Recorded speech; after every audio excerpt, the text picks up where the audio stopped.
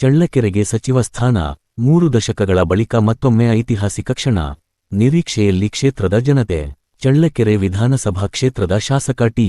ರಘುಮೂರ್ತಿ ಅವರಿಗೆ ಸಚಿವ ಸ್ಥಾನ ದೊರೆಯುತ್ತಿರುವುದು ಕ್ಷೇತ್ರದ ರಾಜಕೀಯ ಇತಿಹಾಸದಲ್ಲಿ ಮಹತ್ವದ ಮೈಲುಗಲ್ಲಾಗಿದೆ. 1989 ರಲ್ಲಿ ಮಾಜಿ ಶಾಸಕ ದಿವಂಗತ ಜಯಣ್ಣ ಅವರು ಮುಖ್ಯ ಸಚೇತಕರಾಗಿ ಸೇವೆ ಸಲ್ಲಿಸಿದ್ದರು. ಬಳಿಕ 1994 ರಲ್ಲಿ ಮಾಜಿ ಸಚಿವ ದಿವಂಗತ ತಿಪ್ಪೇಸ್ವಾಮಿ ಅವರು ಅಬಕಾರಿ ಹಾಗೂ ಸಣ್ಣ ನೀರಾವರಿ ಸಚಿವರಾಗಿ ಕಾರ್ಯನಿರ್ವಹಿಸಿದ್ದರು. ಇದೀಗ ಸುಮಾರು 30 ವರ್ಷಗಳ ಬಳಿಕ ಚಳ್ಳಕೆರೆ ಕ್ಷೇತ್ರಕ್ಕೆ ಮತ್ತೊಮ್ಮೆ ಸಚಿವ ಸ್ಥಾನ ದೊರೆಯುತ್ತಿರುವುದು ಕ್ಷೇತ್ರದ ಜನರಲ್ಲಿ ಸಂತಸ ಮೂಡಿಸಿದೆ. ಸೋಮವಾರ ನಡೆಯಲಿರುವ ಪ್ರಮಾಣವಚನ ಸಮಾರಂಭಕ್ಕೆ ಅಗತ್ಯ ಸಿದ್ಧತೆಗಳು ಭರದಿಂದ ಸಾಗುತ್ತಿವೆ. ಈ ಹಿನ್ನೆಲೆ ಚಳ್ಳಕೆರೆ ಶಾಸಕ ಟಿ.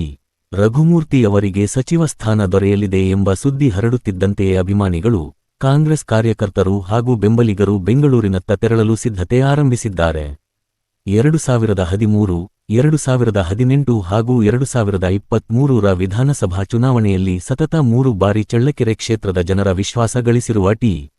ರಘುಮೂರ್ತಿ ಅವರು ಇದೀಗ ನೂತನ ಸಚಿವರಾಗಿ ಪ್ರಮಾಣವಚನ ಸ್ವೀಕರಿಸಲಿದ್ದಾರೆ ಎನ್ನುವ ನಿರೀಕ್ಷೆ ವ್ಯಕ್ತವಾಗಿದೆ.